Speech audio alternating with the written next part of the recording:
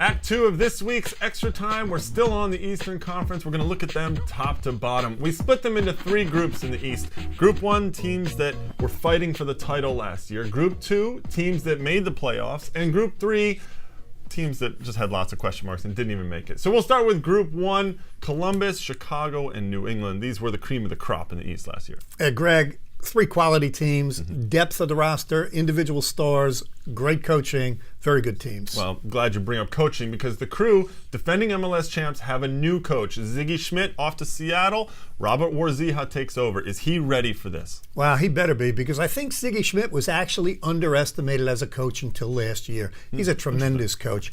Warzija, not a lot of coaching experience. Tremendous player, but will he be able to rule that team? Well, he has assistant coaching experience. Yeah, that doesn't count. You're now a head coach. Look, the good news for Columbus, they really kept their team intact, and they have a ton of quality, but I think it's one thing to win a championship. It's more difficult to replicate. That's true. Well, speaking of quality and keeping your team intact, that's also Chicago's case with Blanco, McBride, Rolfe in attack, Samari, Segaris, Conde in the back, Dason Robinson back from injury. This is a team I really like. John Bush in goal as well. John Bush in goal as well. So, I mean, this is a team that I think could go all the way. Yeah, you love Chicago. I do. I do too. If I have one reservation, possibly age, because you look at Blanco and McBride, but Blanco especially, another year older, does he have the motivation, does he have the energy to continue to lead that team? No, that's true. Plus, he spent the offseason playing. He was out on loan down in Mexico. Now, New England have transformed themselves into a young, speedy team. They have Kenny Mansali, Niasi, that rookie Kevin Alston is in there. But big question, can they make up for the loss of Michael Parkhurst, who went over to Denmark in the offseason? Yeah, my answer is no. I have concerns. Yeah. I mean, none about Stevie Nicol. He's going to adjust. He's going to play 4 in the back instead of 3 to make up for the loss of Parkhurst. But I also have concerns not about Taylor Twellman and Ralston as players, but the injury to Ralston, injuries last year to Taylor Twellman, can they come back? And Twellman and Ralston are probably the 2 that will determine the team's fate. In Group 2, New York and Kansas City. They both made the playoffs, New York sneaking in at the end. Can they do it again? Yeah, I think they both can. And when you talk about New York, I think this team is loaded. I think they have the best striker in the league in Juan Pablo Angel. I think they've added a ton of speed. They have Oduro, they have Dane Richards, they have Cano Smith, and they have Rojas. Smith. Well, he's got speed. I didn't say he's quality, but he has speed. And Rojas now acclimated to the league. He's in good shape. If he could spray the ball around, I think they'll be very good. And he seems motivated to come back and prove himself after last year. If there are any concerns, it's really on the defensive side of the ball, but they're going to be a team that attacks. Well, Kansas City also looking to get in the attack a little bit more. Claudio Lopez, Davy Arnaud, they were last year 3rd fewest goals in MLS. This offseason, they picked up Adam Christman from New England. They brought in Santiago Herzeg, an attacking midfielder.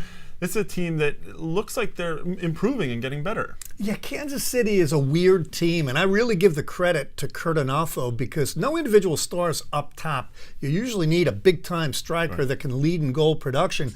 Lopez is going to be good, but I think Kurt Onalfo really has them organized. They lose the ball, 10 behind the ball. They win the ball, they all get forward as a unit.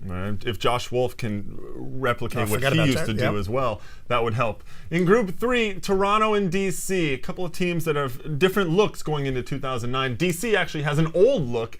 Olsen is back from injury. Gomez is back from no man's land. They signed a new player. Canadian center back Dejan Jakovic, that was a concern center back that they had to address. Yeah, Greg, but I still think it is. Can Jakovic step in and be that player they need in the central part of the defense?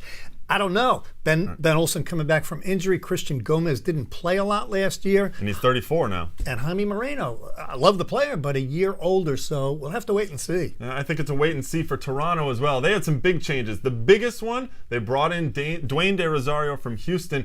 Can he share the midfield with Amado Guevara? Yeah, I really am liking this Toronto team. Right. And I'll tell you, Amado Guevara, I think, an unfair reputation that he needs to be the man. When he played for Honduras at the highest level for the national team, he always sublimated himself to a central playmaker on that team. In New York with Djorkaeff, he did the same thing. He backed off. He played second fiddle. With De Rosario, Cole Robinson, they could be the best midfield in the league. That's true. Now the question for them is in back and up front. They brought in Pablo Vitti, who should help up top.